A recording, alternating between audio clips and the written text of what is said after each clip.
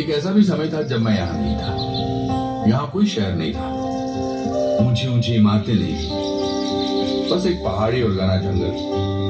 लेकिन उस पहाड़ी और जंगल में जीवन था, जीवंतता थी, भरपूर जिंदा दिली थी। ये पशु पक्षियों से गुलजार था। 18वीं शताब्दी के अंत में शिमला के पूर्व में नेपाल एक शक्तिशाली राष्ट्र बनकर उभर रहा था। 19वीं शताब्दी के पहले दशक में नेपाल के गोरखों ने आज के हिमाचल प्रदेश के एक हिस्से पर कब्जा कर लिया। इन पहाड़ियों में इन साहसी योद्धाओं ने कुछ स्थानीय शासकों को पराजित किया। महाराज, हम क्या करें? अगर उन पर जरा सी भी आंच आई तो वो हमें मसल कर रख देंगे, इसमें कोई शक नहीं। अंग्रेज भारत में आ गए हैं। उनकी ईस्ट इंडिया कंपनी बहुत शक्तिशाली है और उनके पास विशाल सेना है। चलिए उनसे सहायता मांगते हैं। उनका मदद करें? अथवाए ईस्ट इंडिया कंपनी के डायरेक्टर्स हमें लोगों का सहायता करने के लिए पैसा नहीं देते। हम यहाँ कंपनी के शेयर होल्डर्स के लिए पैसा कमाना आए हैं, न कि सुदूर पहाड़ियों में किसी का मदद करने के लिए। कुछ वर्षों तक कंपनी शांत रही। हिमालय की निचली पहाड़ियों में भारी परिवर्तन होते देखती रही। पूरे यूरोप और भारत के अन्य हिस्सों में कई ऐसी घटनाएं घटी जिनके चलते ब्रिटिश को इन पहाड़ियों में सेनाएं भेजनी पड़ी।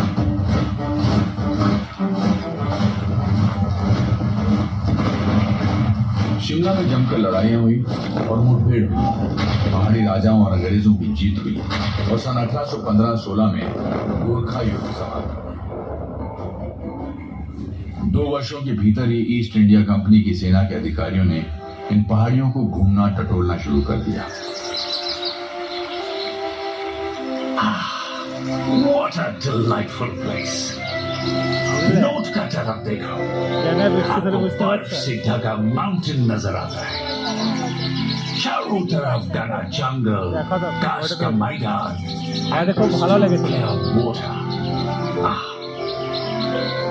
सर, क्यों न हम यहाँ घर बना लें? आप गर्मियों में तपिश वाटों की तुलना में इन पहाड़ियों से बेहतर तरीके से अपना काम कर सकते हैं। कमाल का आइडिया! हम उस पहाड़ी पर घर बनाएगा। What's that?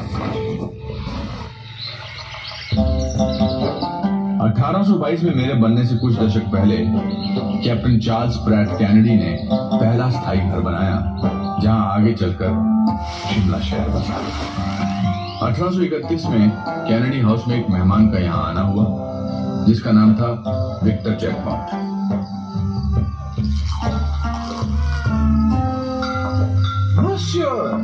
ये गांव तो रईसों, निकामों और रोकियों के लिए एक रिसोर्ट है। मसियो जैकमॉन्ट, एक बॉटनिस्ट होकर भी आप कितना अच्छा मजाक करते हैं। शुक्रिया कैप्टन केनेडी, मुझे हफ्तों से पानी का स्वाद नहीं मिला है। आपका भरा हुआ सेलर देख के मजा आ गया। कुछ वर्षों के भीतर मेहमान नवाज कैनेडी के यहाँ और भी कई खास मेहमान आए। गवर्नर जनरल लॉर्ड एमहर्स्ट का 1828 में आना हुआ और उसके अगले वर्ष ब्रिटिश इंडिया आर्मी के कमांडर इन चीफ लॉर्ड कॉम्बरमेयर यहाँ पधारे। तब तक ये छोटा सा गांव ही था। कॉम्बरमेयर का यहाँ आना शिमला की तरक्की के लिए एक अच्छा संकेत था। यहाँ सबसे पहले इमारतों का निर्माण कार्य उन्होंने ही शुरू किया। एक झील के ऊपर उन्होंने एक वाटर टैंक और पुल बनवाया, जहां आज भी उनका नाम लिखा हुआ है। 2 वर्ष बाद 1830 में पटियाला और कंथाल के शासकों से यहाँ की मुख्य जमीनें ले ली गई, जिन पर यह शहर बसा है। ऐसा लगता है यह जमीन मेरे आगमन के लिए ही तैयार की जा रही थी। वर्ष 1831 तक इस जगह पर 60 घर थे। इस जगह को अलग अलग नामों से जाना जाता है, शिमला, शिमला और शिमला। हो सकता है कि ये नाम पटिया से पाटे गए और छोटे मंदिर शिमलिया या स्थानीय देवी शमला देवी के नाम पर ही, लेकिन ये चीज इतिहास के पन्नों पर कहीं खो गई और इस बात को हम निश्चित तौर पर शायद कभी नहीं जान पाएंगे। मुझसे ठीक नीचे उतरने वाली सड़क पर कालीबाड़ी मंदिर है। मुख्य प्रतिमा काले रंग के संगमरमर की बनी है, जिसके पीछे शिला रूप में 2 मूर्तियां हैं। ऐसा माना जाता है कि ये प्रतिमाएं अपने मूल रूप में हैं, जो जाखू पहाड़ी पर स्थित मंदिर की है। कुछ रोम की तरह शिमला में भी 7-8 पहाड़ियां हैं। पश्चिम में प्रॉस्पेक्ट हिल है, जिस पर कामना देवी का मंदिर है। अच्छा, पश्चिम में समर हिल है और पॉटर्स हिल भी है। फिर ऑब्जर्वेटरी हिल है, जिसके ऊपर पुराना वाइसरीगल लॉज है। देखते हैं। इससे सटे ही इनवरम हिल है, जहाँ स्टेट म्यूजियम है। वो जाखू पहाड़ी है, जिसके बारे में मैंने अभी आपको बताया। और फिर इलीसियम हिल है, जो इसी का विस्तार है। इस पर ऑकलैंड हाउस स्कूल व अन्य इमारतें हैं। और अंत में ये पहाड़ी है, जैसा कि आप अनुमान लगा सकते हैं। अच्छा, इसे बेंटनी हिल कहा जाता है। हाँ। लेकिन शिमला में अलग अलग धर्मों के कई पवित्र स्थान हैं, जो एक दूसरे के आसपास ही हैं। क्राइस्ट चर्च शिमला का सबसे पुराना चर्च है और ये रिज पर है। यह आसमान में इस शहर के हस्ताक्षर जैसा लगता है।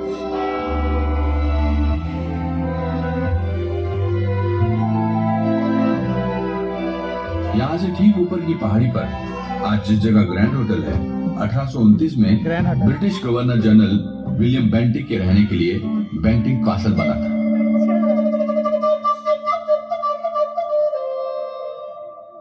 बेंटनी यानी कि मैं जहां हम बैठे हैं थोड़ा नीचे था, और इसका नाम भी माननीय के नाम पर ही था। 1880 के दशक में सिरमौर राज्य के राजा शमशेर प्रकाश ने शिमला में कई जमीनें खरीदी। यहाँ ये बता देना जरूरी है कि सिरमौर शिमला के ठीक पूर्व में स्थित है और यहाँ गोरखों के साथ कई भीषण लड़ाइयां लड़ी गई। फिर उन्हीं जमीनों में से एक कैप्टन गॉर्डन का भी कॉटेज था।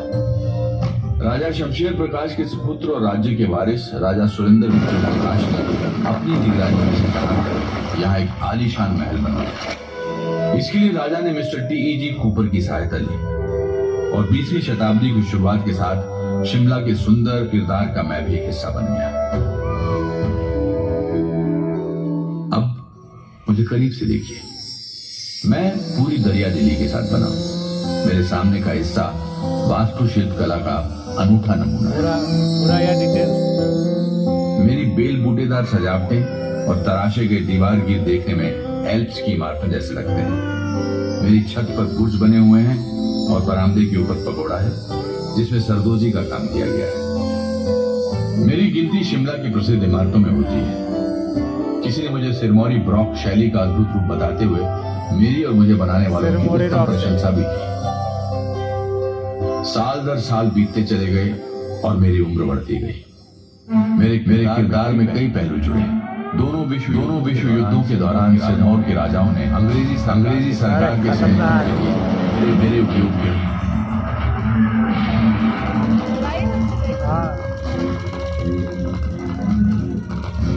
दूसरे विश्व युद्ध में यहाँ प्रिजनर ऑफ वॉर सेक्शन रहा। ये ऑल इंडिया रेडियो से अटैच था।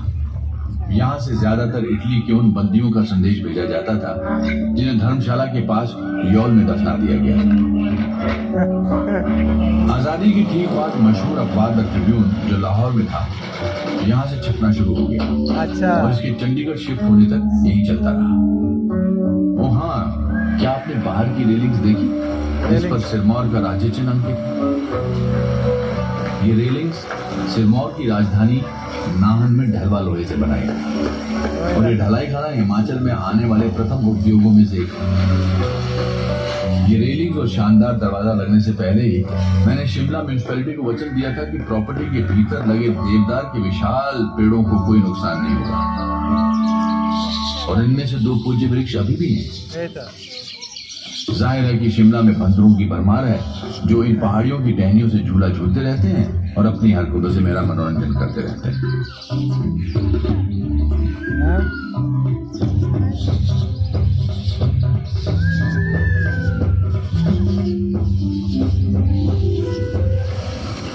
भारत की आजादी के ठीक पहले मुझे दरभंगा महाराजा के हाथों सौंप दिया गया। 1957-58 में दरभंगा के महाराजा सर कामेश्वर सिंह ने पंजाब सरकार को एक प्रॉपर्टी किराए पर दी। शुरू में पंजाब सरकार की कई विंग्स और बाद में हिमाचल की पुलिस कई वर्षों तक यहाँ रही। शिमला इतना भव्य था कि हिल स्टेशन की क्वीन कहलाता था। मेरे सामने वाली सड़क के उस पार टेलीफोन एक्सचेंज है और टेलीग्राफ ऑफिस है। ये दुनिया के पहले ऑटोमेटिक टेलीफोन एक्सचेंज में से एक था। पास ही में YWCA है और इस जगह पर कभी मौसम विज्ञान का कार्यालय था।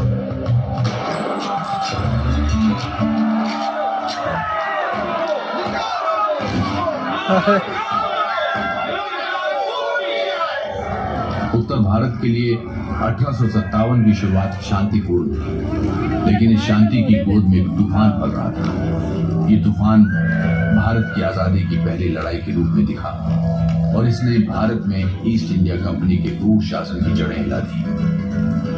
सेवकों ने अभी बाजार में सुना है कि शिमला के पास के जटोक कंटोनमेंट के लोगों ने भी विद्रोह कर दिया है। बकवास।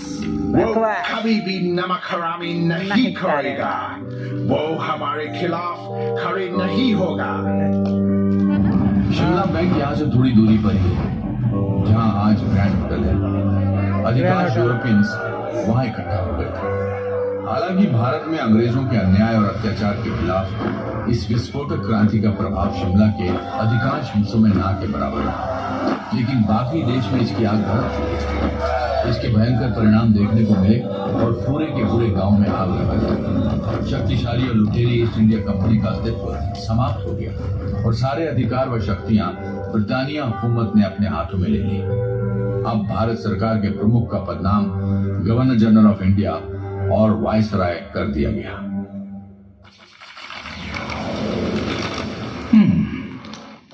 मुझको लगता है कि भारत का secretary of state sir Charles Wood Shimla को समर कैपिटल बनाने को मान जाएगा। समर कैपिटल आ गई I cannot stand the heat। और मैं भारत में इसको काफी झेल चुका है। सर जॉन, उस उमस भरा कलकत्ता का गर्मी में जितना काम हम 10 दिन में पूरा करेगा, वो तो यहाँ 1 दिन में हो जाएगा। 1864 में सर जॉन लॉरेंस के वायसराय बनने के बाद शिमला शहर आधिकारिक रूप से भारत की ग्रीष्मकालीन राजधानी बन गया। हालांकि इसे समर कैपिटल का नाम तो दिया गया, लेकिन वर्ष के अधिकांश समय सरकारी कामकाज यहीं से होता था और फिर जाड़े के महीनों में शिमला से कोसों दूर कलकत्ता चला जाता था और उसके बाद नई दिल्ली। ये गांव शक्ति का केंद्र बन गया था। वायसराय के शिमला के थंडर क्लाउड हाउस से धरती पर मनुष्य की आबादी के 5वें हिस्से पर शासन चला करता था। क्या कोई लड़ाई चल रही है बाबा? ने सारे लोग हाथियों और घोड़ों पर बड़े बड़े बक्से लादकर कहाँ ले जा रहे हैं? वो बस भारत सरकार की फाइल्स और पेपर्स कलकत्ता से शिमला और शिमला से कलकत्ता ले जा रहे हैं। क्या तुम्हें पता है कि जब भारत सरकार कोई फैसला लेना नहीं चाहती तो वो क्या करती है? क्या करती है बाबा? फाइल पर एक टिप्पणी कर दी जाती है। कलकत्ता में चर्चा करें या शिमला में चर्चा करें और इस तरह वर्षों बीत जाते हैं। अच्छा। और तब तक उस अधिकारी के रिटायर होने या वापस इंग्लैंड जाने का समय हो जाता है।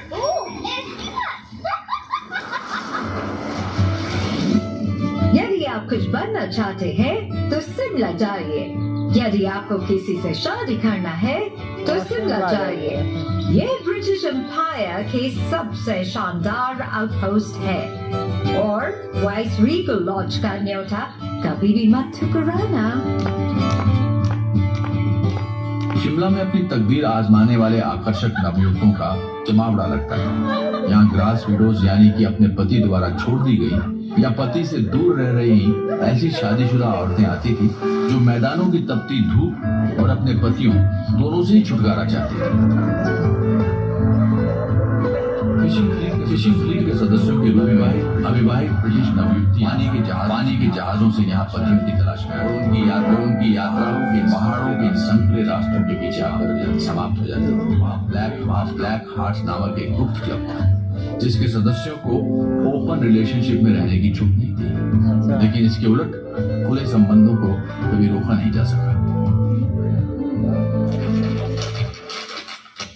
इस महीने पिकनिक, डांस, थिएट्रिकल्स आदि कई बार हुए और मैंने जमकर मजा किया।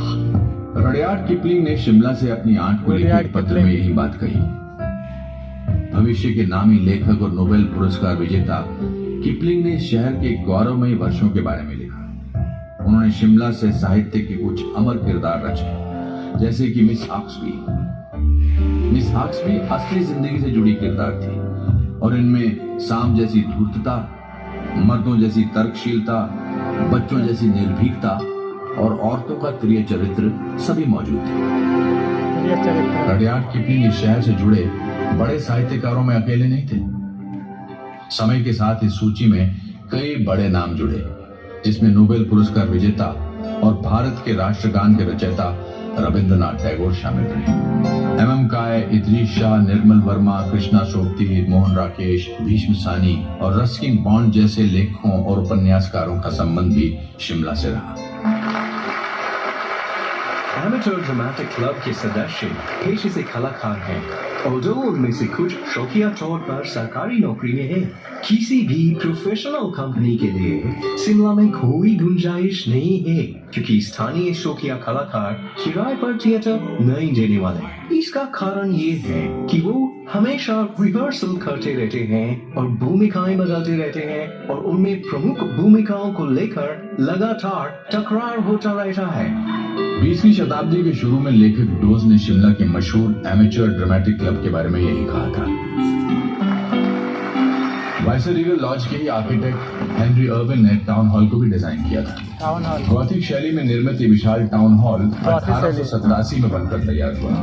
इस इमारत में गेयटी थिएटर व क्लब के अलावा अन्य संस्थाएं इस थिएटर में अनगिनत जानी मानी हस्तियों ने अपने कार्यक्रम प्रस्तुत किए और यहाँ से कई कलाकार अपने करियर में ऊंचाइयां छू चुके हैं। वाइसराय लॉर्ड लिटन ने वॉलपोल नामक नाटक लिखा। बॉय स्काउट मूवमेंट के संस्थापक रॉबर्ट बेडन पावल और रडियार्ड किपलिंग व मैरी मार्गरेट जैसे लेखक यहाँ अभिनय कर चुके हैं। कलाकार अमृता शेरगिल 7 वर्षों तक शिमला में रही।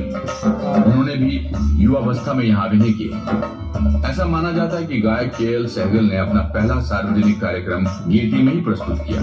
कैंडल्स, पृथ्वीराज कपूर, अनुपम खेर और कई अन्य नाम इस महान थिएटर से जुड़े हैं। 2009 में इसका व्यापक रूप से रेनोवेशन किया गया और आज गेयटी थिएटर कॉम्प्लेक्स शिमला के सांस्कृतिक जीवन का केंद्र है।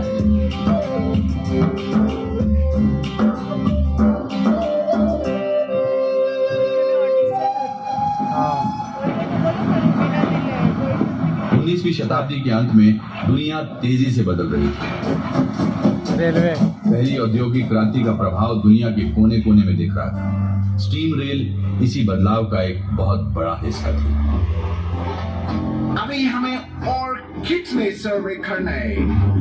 कालका से शिमला के बीच रेलवे लाइन बिछाने में कितना समय लगेगा? बढ़ते रहो, हम सुरंगों और कुछ अलाइनमेंट्स में फंसे हैं। साहिब, हमें एक व्यक्ति के बारे में बताया गया है जो शायद हमारी मदद कर सके। उसका नाम भलकू है साहिब, और उसने 1850 के दशक में हिंदुस्तान तिब्बत रोड बनाने में काम किया था। ठीक है, चलकर उससे बात करते हैं और देखता है कि क्या होते हैं। बिल्कुल सही मिस्टर हैरिस। सर, शिमला को गढ़ने में सिर्फ अमीर और ताकतवर लोगों का ही योगदान नहीं था। कालका शिमला रेलवे लाइन बनाने में हजारों की संख्या में मजदूरों ने काम किया। लोगों की माने तो जब रेल पटरी का निर्माण शुरू हुआ तब भलकू, जिसने 1850 में ग्रेट हिंदुस्तान तिब्बत रोड बनाने में काम किया था, उम्र दराज हो चुका था। कहा जाता है कि चीफ इंजीनियर और रेलवे के एजेंट एच.एस. हैरिंगटन के आगे आगे एक लंबे कद के कर्मचारी के साथ चलते हुए उसने रेलवे लाइन निकालने का रास्ता दिखाया। स्थानीय लोरियों में बताया जाता है कि उनके ग्राम देवता ने सपने में आकर उन्हें इस रेलवे लाइन का रास्ता बताया था। और कुछ लोगों का मानना है कि कालका और शिमला के बीच 19 स्टेशनों से गुजरने वाली इस पटरी का खाका उन्होंने ही तैयार किया। आज कालका शिमला रेलवे लाइन यूनेस्को की विश्व धरोहर सूची में शामिल है।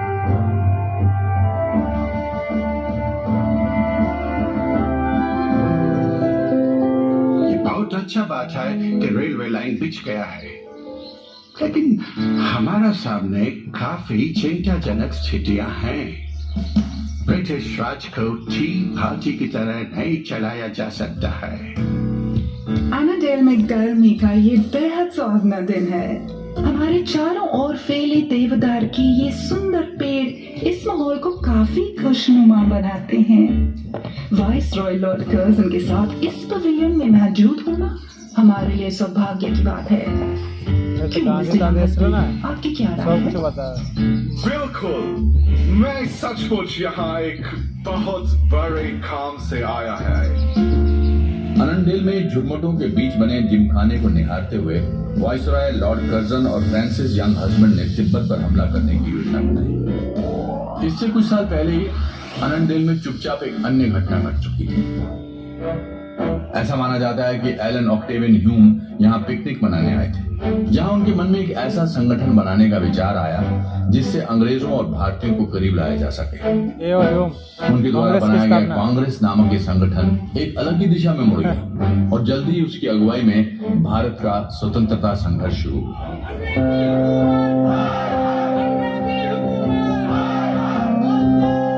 एक बात और, डुरंट फुटबॉल टूर्नामेंट जो आज भी खेला जाता है की शुरुआत अनंडेल से हुई।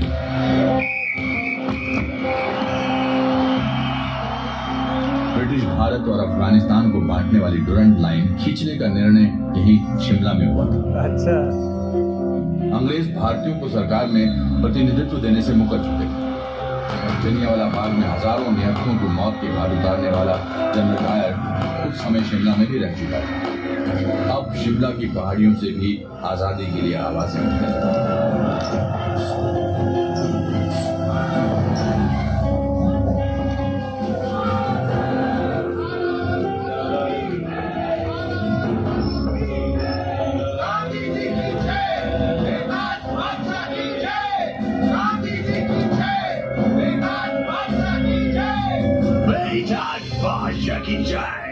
Idiot! तुम वर्ल्ड का सबसे पावरफुल गवर्नमेंट को हराने का ड्रीम करता है? वंदे मातरम! वंदे! मैंने इस पहाड़ी से देखा है कि हजारों वर्षों की हुकूमत कैसे सिर्फ 3 दशकों के भीतर समाप्त हो गई। 1921 में भारत के ब्रिटिश वाइसरॉय लॉर्ड रेडिंग ने गांधी जी को शिमला आने के लिए निमंत्रण दिया था। उसी वर्ष दिसंबर में प्रिंस ऑफ वेल्स के आगमन के पूर्व भारत में शांति का माहौल कायम करने की कोशिश में ये बैठक बुलाई गई थी। दमनकारी रॉलेट एक्ट 1919 के विरोध में देश भर में गांधी जी द्वारा चलाए जा रहे आंदोलन की लहर से अंग्रेजी राज पहले ही घबराया हुआ था। इस काले कानून के तहत किसी भी भारतीय को बिना कोई कारण बताए अनिश्चित समय के लिए जेल में डाला जाता था।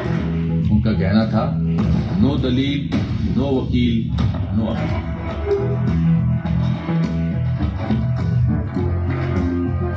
इस दौरे के बाद कई अन्य राष्ट्रवादी नेता शिमला में 1947 तक आते थे।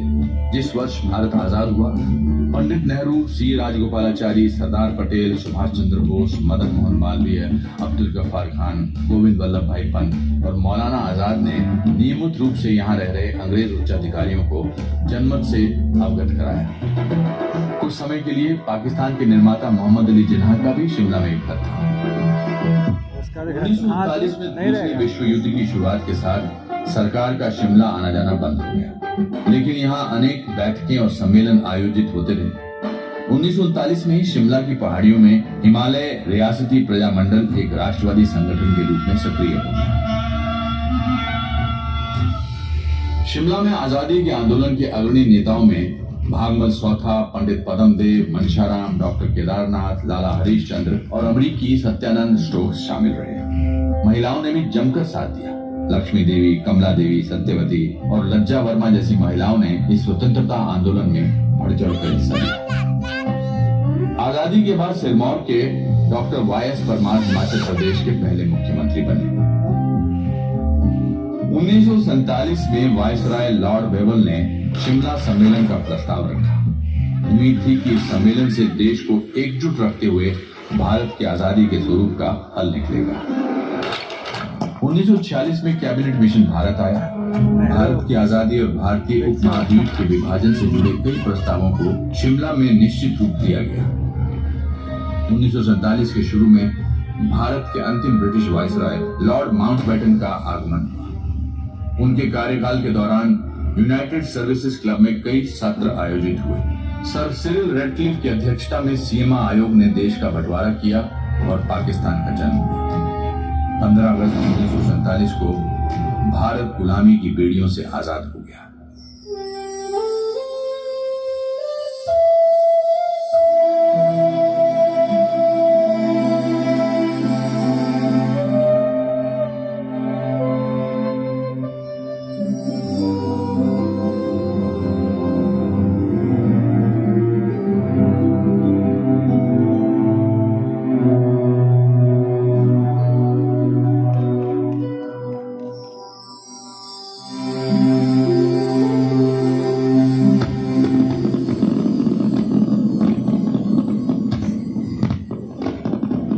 तेजी से वर्ष दर वर्ष बीतते चले गए और 1 नवंबर 1966 को शिमला पंजाब से अलग होकर हिमाचल प्रदेश की राजधानी बनी।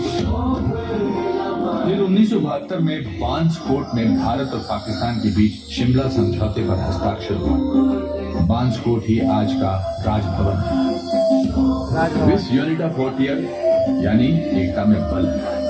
पहले के सिरमौर रियासत का यही ध्येय वाक्य है, जिनका राज्य चिन्ह इस आलीशान इमारत की रेलिंग्स पर अंकित है।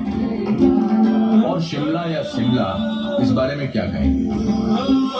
आप किसी भी नाम से इस जगह को पुकार सकते हैं। कुछ ही ऐसे देश होंगे जहां के किसी अकेले शहर का इतिहास शिमला जैसा समृद्ध है।